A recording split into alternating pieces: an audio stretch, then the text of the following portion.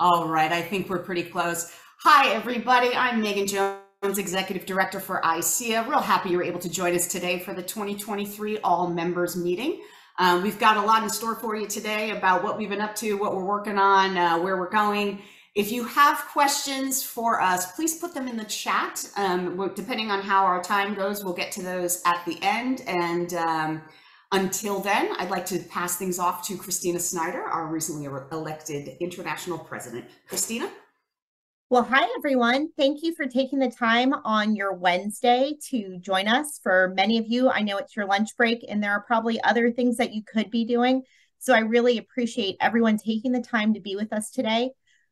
Those who read the most recent ICEAA World probably read that one of my goals is to keep people informed. I think that a lot of times our members can think of ICEAA as a one-time-a-year event and only of the workshop. This is one of those times that we can tell you what we're doing that is outside of the workshop and let you know where are some more times you can tie in and get some more professional growth from ICEAA. Rick Collins, when he was the president 2 terms ago, came up with the vision, and I really love this. So again, this ties into what the mission statement of ICEAA is, but the vision for ICEAA was to be a vital, respected, growing community of practice composed of certified professionals and recognized as the best in class. That ties in so many ways to what we are advocating and what our organization values. The vision for us in the organization are to be those ones who are developing, disseminating, and advocating for the best practices to maximize the value of the global cost estimating and analysis community. I think this is really important. As we all know, budgets, they get tighter and tighter every year, it feels, and having a good cost estimate is one of the top things that a decision maker can have to know how to balance their programs. And we're here to do that. We're here to teach how to do that. For those that might not be as familiar with what the original mission statement was of ICEAA when it was formed as an organization, ICEAA was formed with the purpose of being an international nonprofit organization dedicated to advancing, encouraging, promoting, and enhancing the profession of cost estimating analysis through the use of parametrics and other data-driven techniques. We strive to facilitate the success of cost estimating and analysis community of practice by providing members opportunities to learn, teach, collaborate, present, and network in an environment devoted to professional growth and success. Again, this was what was the mission statement when we were formed between the 2 predecessor organizations, and I think it's just as valid today. So for those of you who did not read the most recent ICEAA World, most presidents come in with their strategies, their vision, what they want to do. So I want to take a few minutes just to describe what I see this. Most of us have heard the term KPIs. KPI for my purpose, and I hope to define metrics for each one of these individual ones. These are my KPIs for my term. Number 1, to keep people interested. These are initiatives that we are trying to institute that show how ICEAA can serve a professional across their career. These are things like the cost challenge that we implemented at the past workshop that was really successful, to things that I'd really like to see, like reverse mentoring, having our most junior members kind of teach us old dogs a few new tricks, keeping people involved. So I just talked about the mission of developing the best practices and disseminating those. This is an all hands on deck effort, guys. We've got two bodies of knowledge that we're maintaining. We've got 3 exams. We run a 400+ person workshop every year. There are lots of opportunities to get more involved with ICEAA and have that give back to the community, but also to grow yourself as a professional. Keeping people informed. Again, I feel like a little bit like I'm preaching to the choir here. You guys are taking time out of your day to listen to what we're doing. I'd love to see that spread out broader to keep people informed on what ICEAA is doing, what ICEAA can do for them across the year, and keeping people inspired. To me, that's the most important one.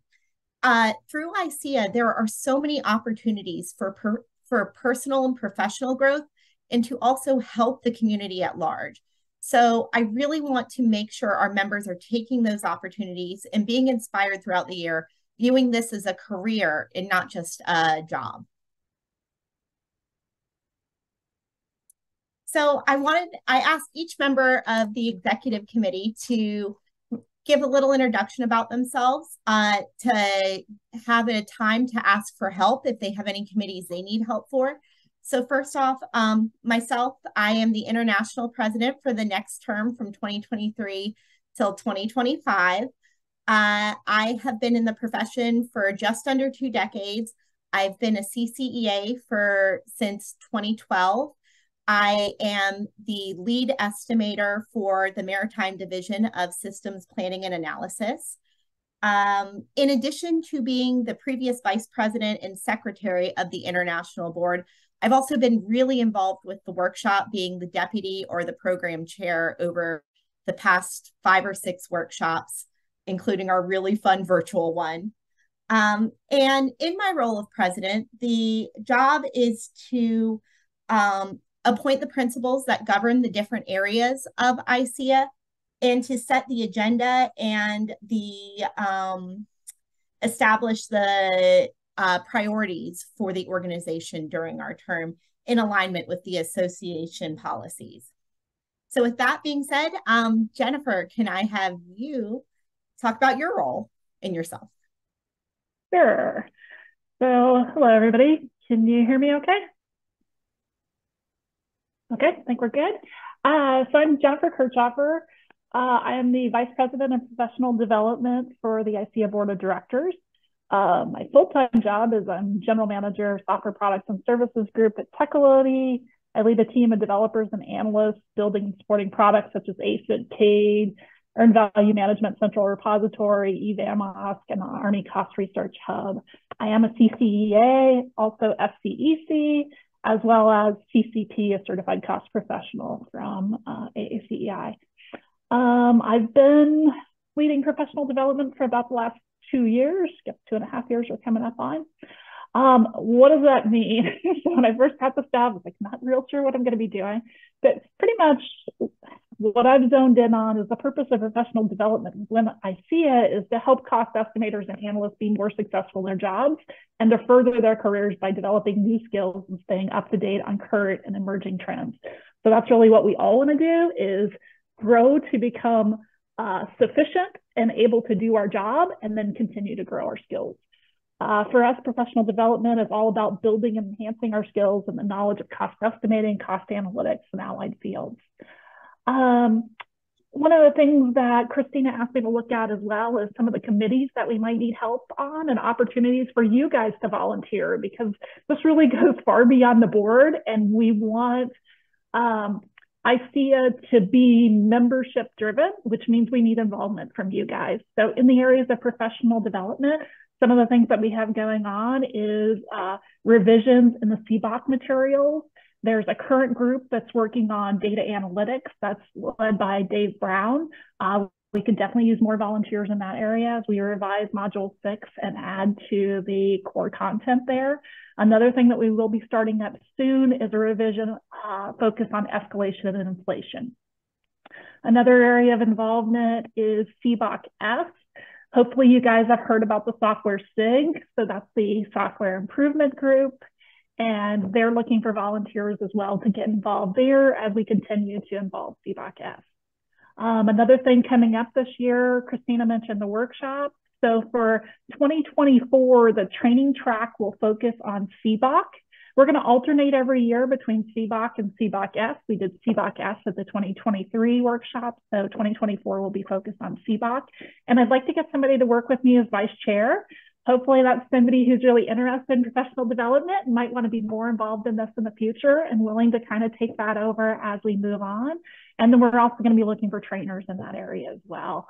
One other thing that we'll be doing is we'd like to put together training videos for CBOC F materials. So volunteers to help me tape those so that then we can sell the videos online to help people prepare for the exam.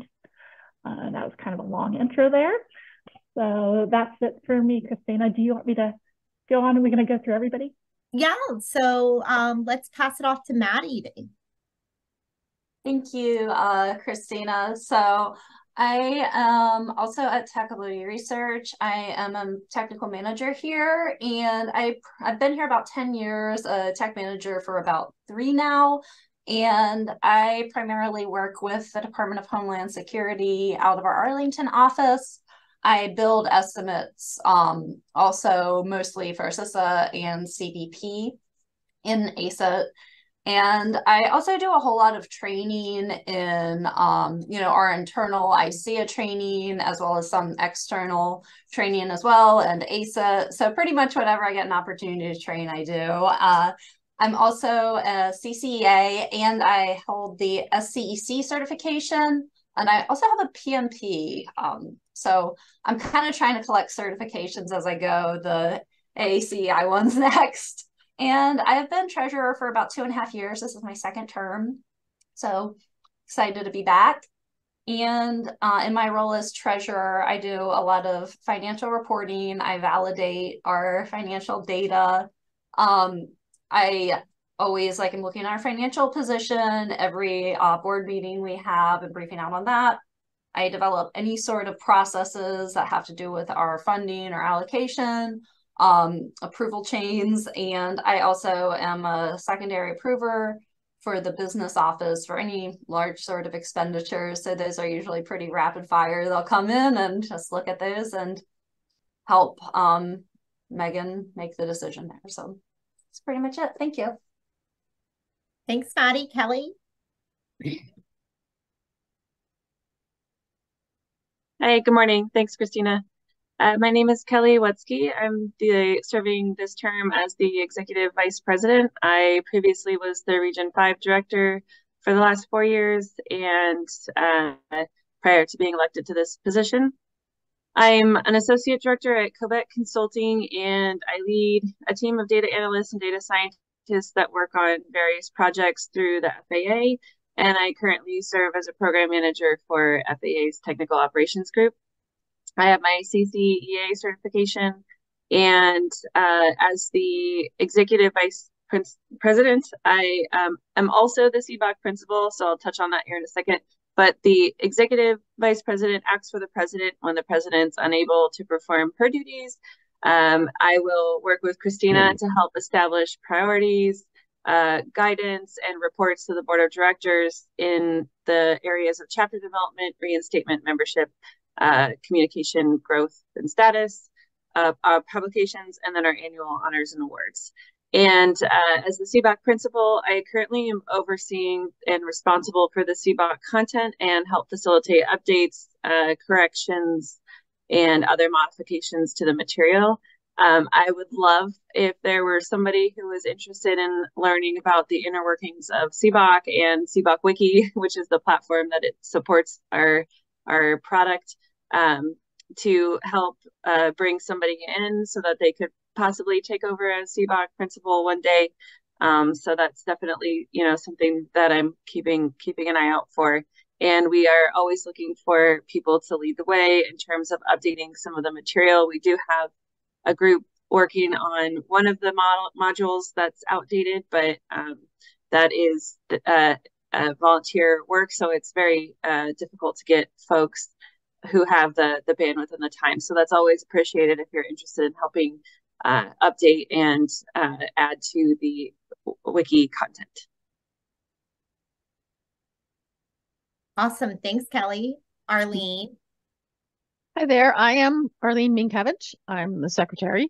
I work for Unison Cost Engineering as the director of cost research. In that role, I lead a team of cost engineers, data scientists, other engineers, systems engineers, industrial engineers in building cost models for our estimating model for the Troop Planning Suite. I have served on the board for the last 4 years prior to this term as the Region 1 director. I have recently received the CCAC certification, so I am a certified cost estimator.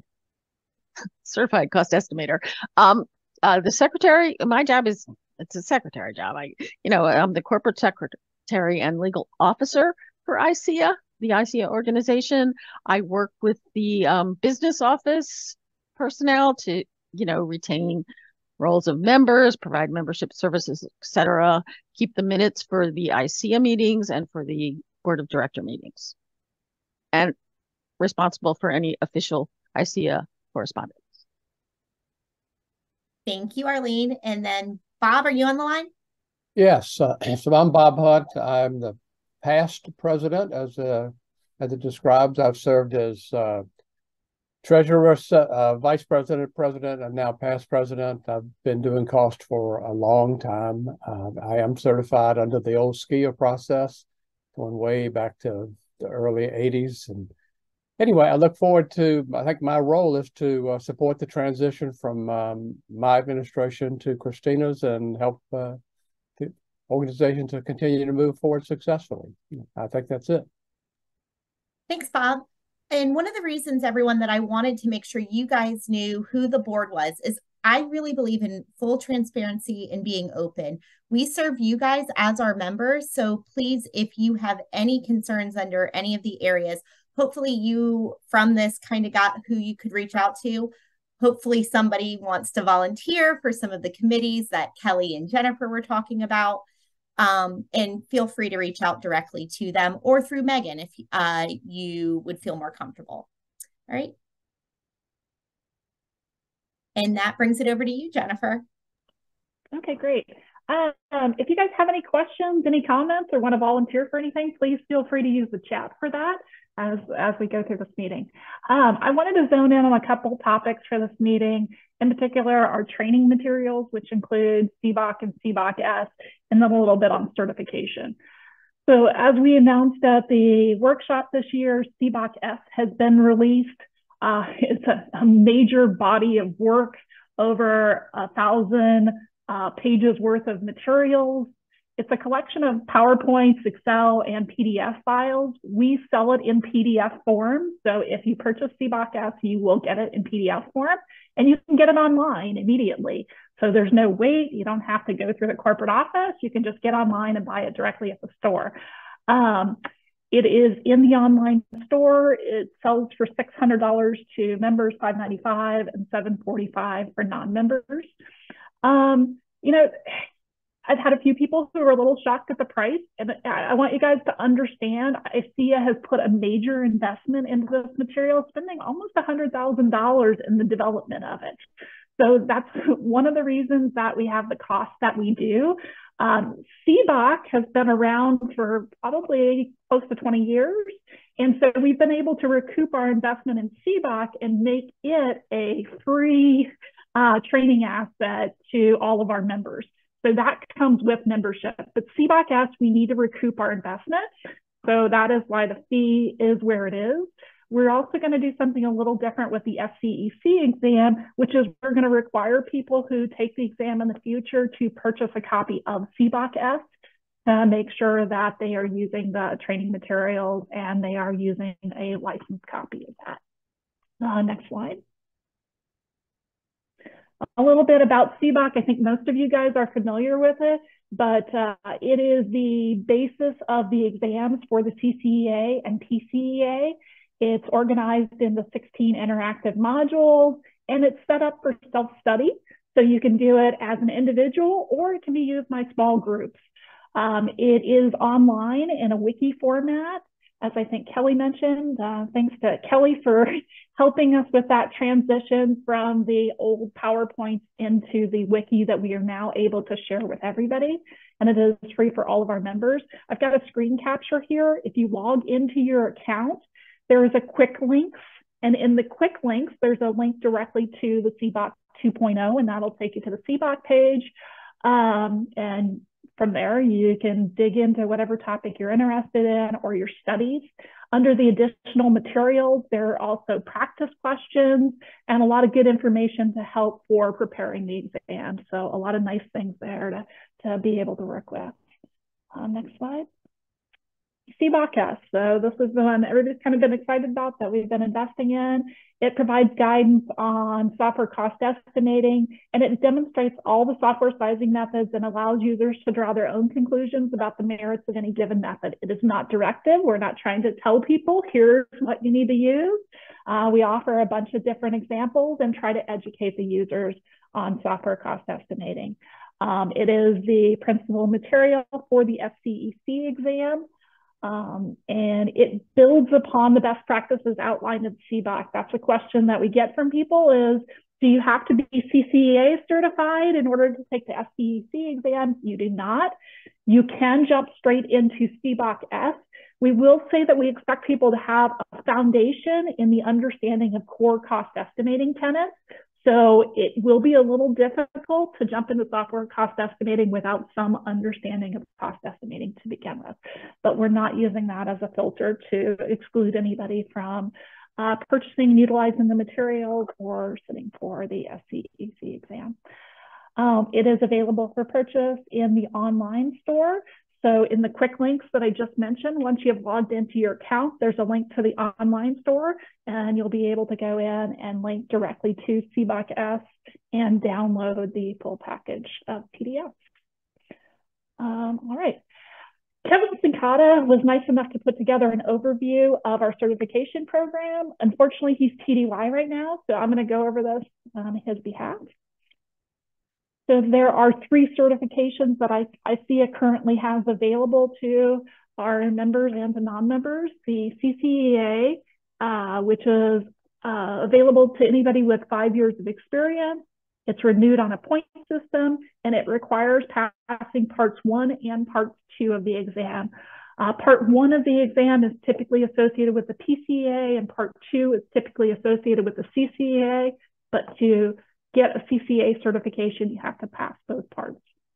The PCEA exam only requires 2 years of experience. It's valid for 3 years, while the CCEA is valid for 5 years. And then our newest certification, the Software Cost Estimator Certification, SCEC, it is valid for 5 years. You need 2 years of experience to sit for the exam, and it's also renewable by points. The strength of certifications and why we think they're important to our community is it's an opportunity to demonstrate that you have met the standards for the entire cost estimating and analysis community, and it serves as a measure of individuals' mastery of the basic and intermediate knowledge in cost estimating and analysis. Next slide. So this is just a little bit of the breakout between the part 1 and the part 1 and part 2. So to get a PCEA certification, you only need to sit for the part 1 of the exam. You can go ahead and take part 1 and part 2 without having 5 years of experience. If you pass both portions, when you get 5 years of experience, you will be awarded the CCEA. You will only get the PCEA once you have 2 years of experience, and it will last until you get the 5 years if you pass both. Or if you take both parts of the exam and you only pass part 1, then you get the PCEA certification. That is only good for 3 years. Also, PCEA does not provide the opportunity to renew by points. You have to resit for the exam in order to recertify as a PCEA, whereas CCEA allows you to recertify with points, and it's good for 5 years. Next slide. The FCEC, as I mentioned, requires 2 years of relevant experience, and pass the exam. It is good for 5 years, and it is renewable by points. A little bit of where our certification applications are online. Go in, you fill out the application. Sharon Berger will review your request and then get back to you. And then once you have that approval, you can go ahead and log in to pay for your exam fee, and then you can take it whenever you are ready. So because it's an online exam, you can do it in the middle of the night if you so choose. Next slide. So comparing the exams a little bit, the PCEA which is just part one of the exam, is a 2-hour exam. It's composed of 60 questions. In general, the questions are more conceptual in nature and single step. It requires a 70% score in order to pass, and our pass rate is running about 54%. The CCEA, which is part two, is also a 2-hour exam that is 50 questions, tends to be more abstracted and multi-step questions, and it runs about a 49% pass rate. That is based on the 49% pass rate. If we have somebody who takes the exam multiple times, we only counted their best score in calculating the pass rate. So we did not count all the multiple attempts because that obviously would bring down the pass rate. And we wanted to judge it based on the individual, not based on the number of attempts. So these are not giveaway exams. They are challenging. They require you to understand the core materials, but they are also fair questions, and they are clearly derived from the materials. We've been using the question banks for PCA and CCEA for many years. We look at what we call the Cronbach's alpha. Well, we don't call it Cronbach's alpha.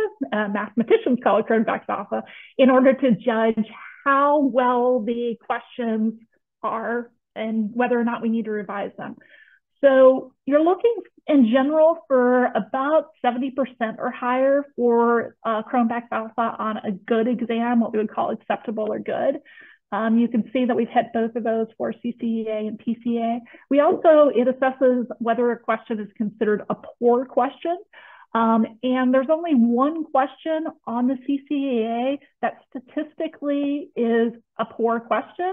However, when we look at that and go back and look at the materials, it is clearly identified in the materials.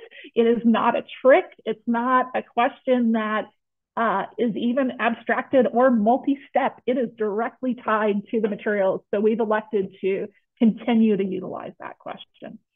And then the SCEC exam is a 90-minute exam, 50 questions. It's terminology with a few calculation questions that tend to be more multi-step rather than single step. I don't want to advertise a pass rate right now because our sample size is so small. So once we get a higher sample size, then I will be sharing with you guys the pass rate on that. I will say it's higher right now than we see on the CCEA and PCEA, but we expect that to level off over time. Initially, we did not have very many calculation questions, and we have been adding calculation questions to the test bank on that. Next slide.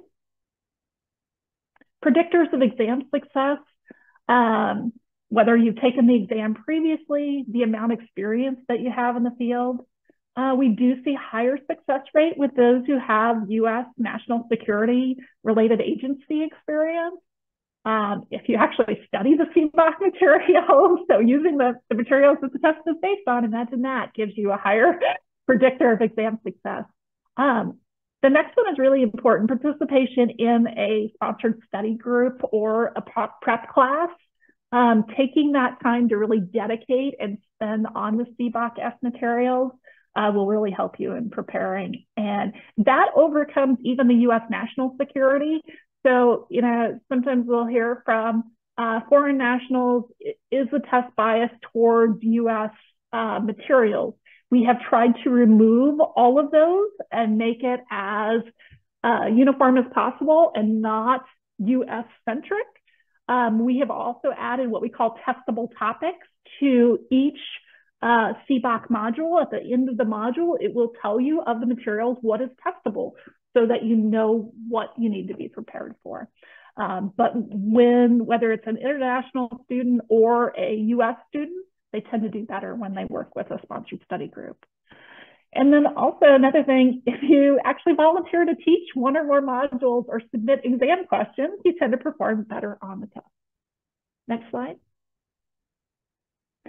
Other notes, as I mentioned, we believe the exams are fair exams. They do favor breadth over depth. And if you look at the CBOC, there's 16 modules and there is a lot of materials in there. So, you can't just study a couple modules and hope you're going to pass because you think they're the most important modules. It tests all of them. So you really need to have that breadth and understanding the materials.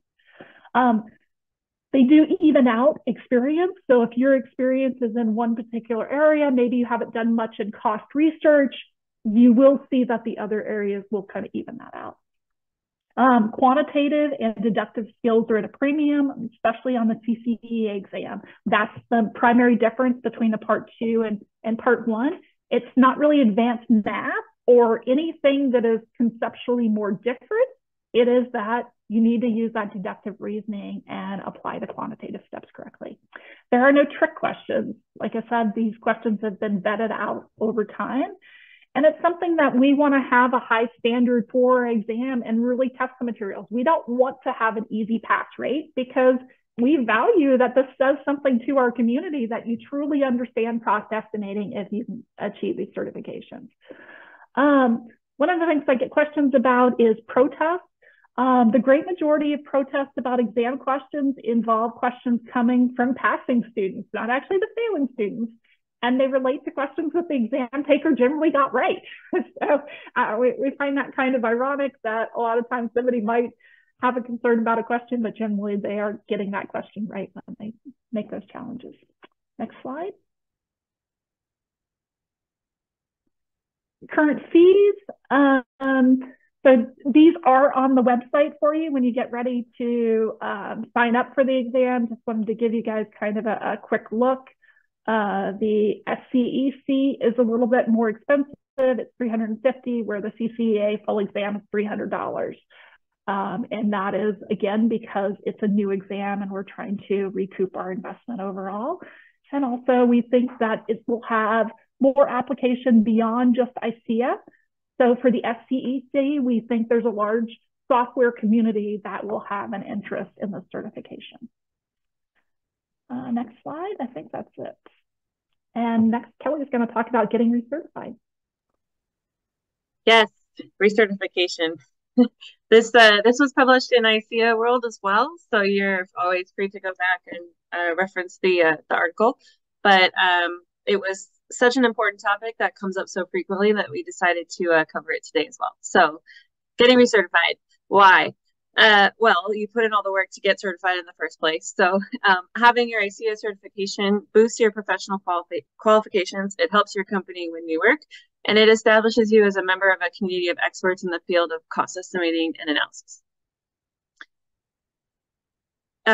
So once you pass the exam, you have 5 years to accrue 30 points in order to renew your certification. This is for the CCEA and the SCEA. So if you do not meet the requirement to get your 30 points, then you have to retake the exam, and that costs money. It costs you time because you have to restudy for it, and I mean, you may not pass the second time, even though technically, I mean, you have more experience. The exam is hard, so ideally you would avoid retaking the exam because you'd have to do parts 1 and 2. And you would just be diligent about accruing your points. So right off the bat, for your experience, you get 3 points per year. So as long as you remain a professional in the cost estimating realm, you already have half your points for those 5 years taken care of. So now you need 15 more points. If you're a member in ICEAA, then you get 5 points for those 5 years, so 1 point per year. So now you only need 10 points. And if you go to the workshop every year, you're good. You've got your 30 points. Now, not everyone can make the workshop every year. So how do you get points if you are not able to attend the workshop and you need to make up some points? Or if, for example, maybe you weren't an ICEAA member for those 5 years, so you need points in that regard too. So we call the professional experience and the ICEAA membership passive points because you don't really have to do anything other than continue doing what you were already doing when you originally got certified. So your active points, there's a large number of ways that you can get them. I mentioned attending conferences as one of those. You could take on a leadership role. So that would either be within ICEAA, within your chapters, or if you were to start like a working group or take on a leadership role in a working group, that counts. You could also join a committee or help contribute to our publications or any number of the events that the chapters hold that can get you a point per role per year. If you win an award, then you get points for that, which technically isn't, it's somewhere in between active and passive. I mean, you actively were awesome and got nominated for an award and won, but that's kind of something that happens to you. But those are, you know, few and far between. So I wouldn't bank on winning awards for your points, but if you were to win an award through the national chapter or through a local chapter, you're set. And then there are also some other things. So if you take related college courses or training, those count for points. Industry training is included in that. If you teach, lecture, or present, so meaning like if you do a lunch and learn for your company for an hour on cost estimating related material, that counts. Or if you do it for your chapter. If you do a longer presentation over an hour and a half, you get additional points for that. You can write and publish articles for journal publications, that counts. And then if you're really struggling, you can watch the ICEAA videos, but you're only getting 0.1 points each. So you have to watch a lot of them in order to get the amount of points you would need for recertification. So just something to keep in mind. Not something you want to be doing at the 11th hour, trying to knock out points before your certification elapses. Okay, there are also ad hoc activities. Those are things that like you would arrange with a board member or somebody closely related to ICEAA. They need help with something, volunteer, and you would kind of establish an agreement. So like if you help with X, Y, or Z, then you get X number of points. It's generally assigned by the level of effort it takes you to do that task.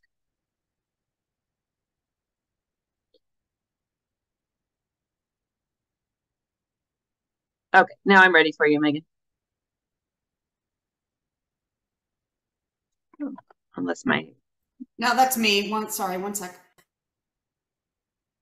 Okay, so the reason why I'm bringing this up now is because you can spread your points out over 5 years, or you can scramble in your last 6 months to get your points, or the last year. So what that looks like is, one sec. You could volunteer for 20 hours a year, or you could do 100 hours in 1 year. You could teach 2 lunch and learns a year, or you could do 10 in 1 year to get your points. You could take 20 hours of training in each year for 5 years, or take all 100 in a single year. You can go to ICEAA each year, or you can try to cram in 5 cost estimating conferences all in 1 year. Or same thing, you could publish a paper each year, or you could try publishing, up to 4 in a single year. So the longer you put off keeping track of your points, the more effort you're going to have to put, and it may become unmanageable for you, especially if you aren't attending conferences and you do need a good amount of points to recertify. Waiting even until the last year is highly likely to put you in a bind, because it's a lot of activity you're going to have to be doing in your free time in order to make up those points. So just reminding everybody to keep track of your points every year, to think about, if you had a year where you didn't attend a conference, maybe that year you think, okay, I've got my work experience, I've got my membership, I need 2 points for this year, I'm going to teach some lunch and learns, and you just, keep on top of that every year so that you're not scrambling at the end. That's all. Thanks, Kelly. And so in line with that, I asked Megan to give us a little demo of, if you guys don't know where to track your points on our website, where to go. So Megan, would you mind hopping into that real quick for us? I will. I am actually going to jump back a slide to Kelly's and just add something, because we did get a question from one of our members. Yeah, thank you, Megan. RSVP, about which related topics count. The shortest answer is try us. If it's relevant to your job, it's probably relevant to ICEAA. It obviously not a basket weaving course, but if it's data analytics, if it's a course on Python, if it's got to do, if it's AACE, if it's SCAF, if it's Moores, if it's, all the places where you guys would usually go get your information. When we review the other sessions that you guys submit, we look for similar topics, things that are related, things that are covered on CBOC. So for the most part, we haven't had really anybody send us anything that was so off the wall that we couldn't include it. So the answer to the member question was, we're pretty flexible on what other topics count within some reason. So this may get ugly since I'm in charge again. See, like that. Hang on one sec.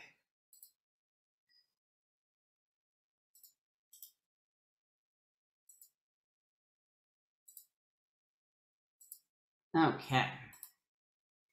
All right, so now we're up at the ICEAA website. You see we've got our moving little carousel here that tells you what's coming up. We've got today's meeting, that's where you got that. We've got tomorrow's webinar for the future of software cost estimation that Arlene will be talking about. And then when you want to get to the ICEAA, your ICEAA portal and ICEAA profile where you update your website, I had it open already. You log in and then you can go to your profile. Jennifer Kay mentioned this earlier, this is how you get to, that's showbiz, baby. Can't work while it's live, right? There we go. All right, so that's me. If I wanted to go to CBOC 2.0, I would go to the quick links drop here. And this takes us to CBOC 2.0. I hope most of you have looked at it. It is yours to look at. We've got a main page. It looks kind of similar to Wikipedia. Let's check out learning curves here. And the learning curve analysis page has got your topics all here. As mentioned, the testable topics, those are listed on the table of contents for everything.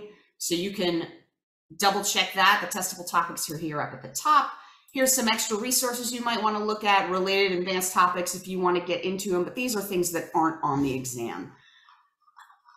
So this is where you get to your CBOC wiki. The other really cool thing you want to do is look at is back on the main page, all the way down at the bottom, we have this practice exam web application. This is huge. It's a whole zip file that you have to download like you would a zip file. I believe it's an Excel-based HTML file, and has practice exam in there. Big thanks to Jonathan Thomas, one of our members, who just built this and let us use it and let all of you use it. So I strongly recommend this to everybody. And another thing you might have noticed when I was doing these quick links is that we are pleased to announce that as of today, you can register for the workshop in Minneapolis. So if you're ready to do that, if you've got some FY23 dollars that are burning a hole in your budget and you want to get rid of those, you can do that today and sign up now. So, and then one last thing I'm going to point out, because everybody always talks about this, and if you don't know about it, get on the bus. The Papers Library. This is a searchable database of all of the presentations that have been at all of our workshops since about 2007. Records get a little spotty before then, in the before time, but you can search for somebody's last name, and you can look for Christina there. You can look for something called, I don't know, let's look for Monte Carlo. And then we've got all of your papers on Monte Carlo. So this is a great spot to look for advice, help, hints, other papers that can push you along.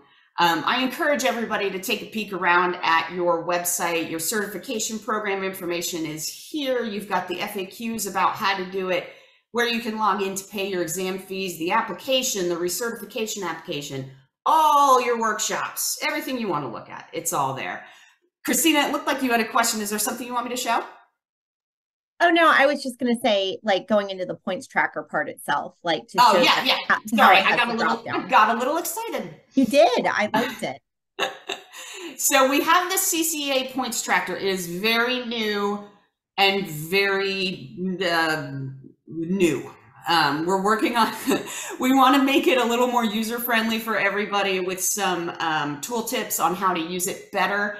But in its rawest form, what you would do if you wanted to add an entry is you hit the add entry button, and it's for my CCEA. It was a multi-day workshop, let's call it that. And we put it in today. I spoke for ICEAA on 9/20/2023 for an hour. So it's 0.01. Right, or no, it's 0.1. That's right, sorry. Credits expire, we can ignore that, submit. Now, if there were attachments you wanted to include, say an agenda, we're hoping to be able to make that clearer for everybody. But we're getting there, and we wish it was more perfect for you to show you, but we definitely have been hearing you for years, have wanted something like this, and we're getting closer by the day. And I think that's me. Oh, I'm sorry. We have a hand raised.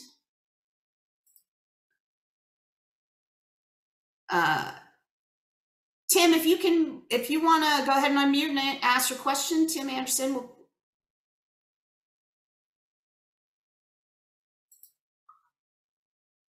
Okay.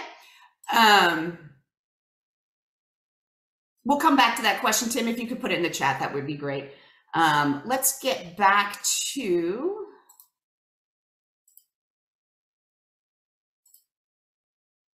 our presentation. I'm going to turn it over to our treasurer, Madeline. Thanks, Megan.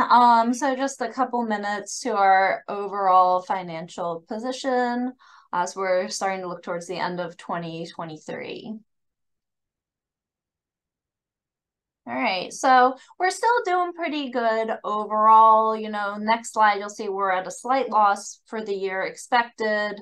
We're still kind of trying to recover from some of the COVID slowdowns and, you know, really the recovery of the workshop. On that note, the 2023 workshop was very, very well attended. It was a huge base of attendees, and you know, we were able to accommodate everyone. Unfortunately, we did have pretty high costs at the conference location at the hotel. So that did have a bit of a negative impact on our revenue. There were like super high food costs, and we had been locked into that for several years, you know, doing the conference in that space. But, you know, the good news there is that we feel we're in a really strong position for future workshops, given how everybody was really excited to be back and how we were able to put on you know, like an old times level of big conference. So that was, you know, overall good news, just a little bit of a hit for some of those costs. And we'll also be getting some COVID grant money in 2023. It's going to be about $50,000. So that, you know, is kind of helping our bottom line there. All right. So if you look at the balance sheet over time, you can see in 2020, there's a significant drop, and our 2020 workshop was canceled, and that was a lot of it. The workshop is most of our revenue for the year. 2021, we had that online workshop, and then we started coming roaring back in 22 and 23. So we're overall steady. The orange here represents our checking account, our liquid finances, and our investments are the blue, and it's mostly just a certificate of deposits that we roll over every year, but it's a bit more of a, you know, a strong financial position to keep us, you know, we have cash reserves, so we're in a good position overall. And that's about it for my treasurer's report. Thanks all. Thanks, Maddie. One of the other new initiatives that came out of the workshop is Carol Decker's wanted to lead a Women in Cost Estimating. And so I wanted to talk a little bit about that, make sure everyone knew it was what it was. So first off, it's not exclusive to women. I know that might be a little bit confusing, but it's for people that want to promote the diversity within the profession. It also is nice because while the workshop can be a very large group, and again, it's a one time a year opportunity to talk to people, what we're hoping is the Women in Cost Estimating will be a smaller group where you can actually share some ideas and have new contacts that might not be people who make it to the workshop every year. So again, what is in it for you? That's hopefully going to grow your professional network and also spark your interest in contributing more and in different ways in the future. And then the other part of that is I believe that you can have those conversations within that group that will impact the future of ICEAA in the profession. You can find the group on LinkedIn. Megan, can you go to the next slide? And when I speak about impact, what I really mean is how far of a reach we could have. All I did here was plot where our current members are located. So if everyone, let's say, takes on an initiative to try to explain what ICEAA is at a local college, community college, or at a high school, we could really impact the world. And I think that's a really special aspect of ICEAA. All right, next slide, Megan. Arlene, over to you. Okay, next slide, please. So a couple things that I am tangentially or more than tangentially involved in that you should all know about. One is in Delft in the Netherlands, October 24th through 26th. We're going to be doing CBOC S training. I will be one of the three, I believe it's 3 trainers there. So it's in-person training with the opportunity to take the CCEC exam if you are interested in doing it there. If you look at the website down there, or you can just talk to Megan and she can hook you up. But register today if you're interested. It's going to be fun. It's going to be in the Netherlands. I'm excited because I get to go to the Netherlands. But think about it. If you're interested in a software cost estimating certification, this is the opportunity to get intense training and take the exam. Next slide, please. Other thing is happening tomorrow. I will be involved in a panel talking about the future of software and IT cost estimation. If you look at the slide, the 3 people on the bottom are the panelists. I'm one of them. Frank and Sanath are the others. Bob is the moderator, and Megan's just going to keep us all in line. So it's not too late to register for this, and it'll be fun. We're going to talk about fun things because we're going to talk about the future of software and IT cost estimating. So it's tomorrow morning, 9 a.m. Eastern time. Anyone that's interested, please feel free to sign in. And I think that's all I've got to say, but think about both of them because they're great opportunities for, enhancing your estimating experiences. Okay. All right. Well, then I'm going to take it back over and I'm going to go through these pretty quick because we're getting close on time and we want to respect your time because you've probably got a 1 o'clock meeting. So let's get to it. So we'll keep this quick. As of September 5th, we had 1,191 members. Of them, 963, or about 81%, are in the US and about 19% outside of the US. Within the US, about 66% of our entire membership is within the industry, and about 15% of the membership works for the US government. Within the government, it's about 12% DoD and 2% everybody else. Everybody else, we've got a couple of folks from the FBI. We have 1 or 2 from Census, even somebody from the city of Los Angeles, interestingly enough. Of you industry folks, about 8% of our membership work for OEMs, and everybody else works for consulting firms and other sorts of things. Meanwhile, outside the U.S., government representation outside the U.S. is about 10% of ICEA's membership, and interestingly, an exact number, even split, of folks in the private sector overseas. Exciting news coming up on the subject of workshops that you just know you found out you can sign up for. Another great way to go to the workshop is to give us a paper. Jennifer Scheel, the chair for the 2024 workshop, is here with a few thoughts on that. Jennifer?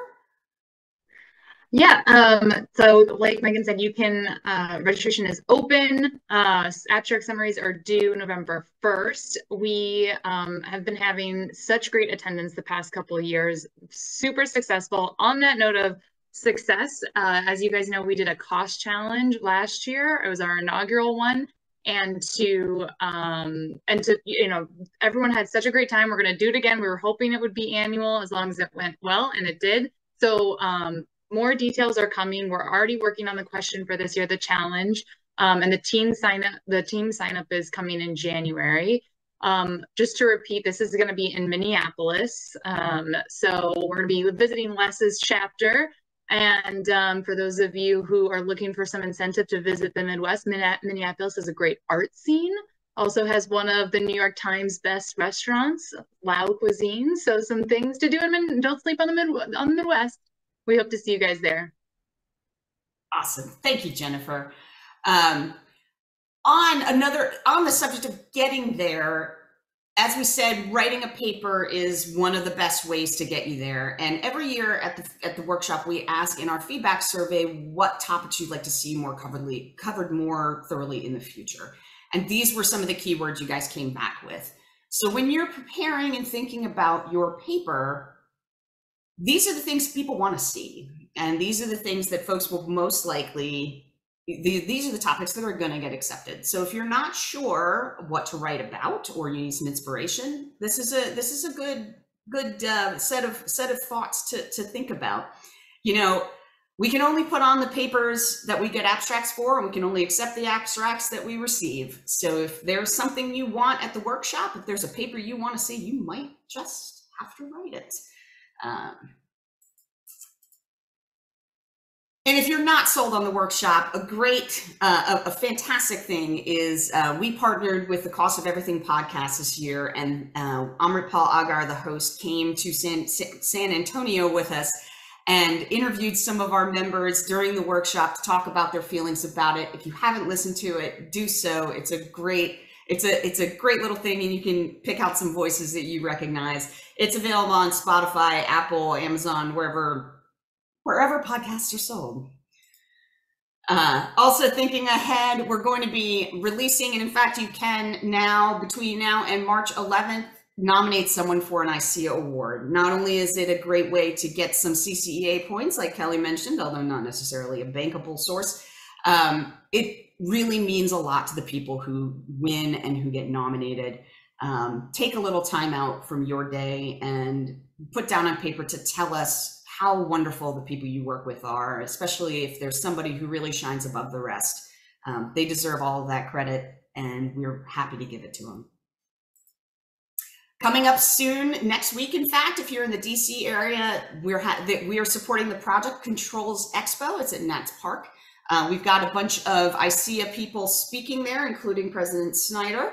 And if you want to sign up at a discount, you can get a 10% off discount by using this code for ICEAA members here on the website, and that's linked on the main page as well.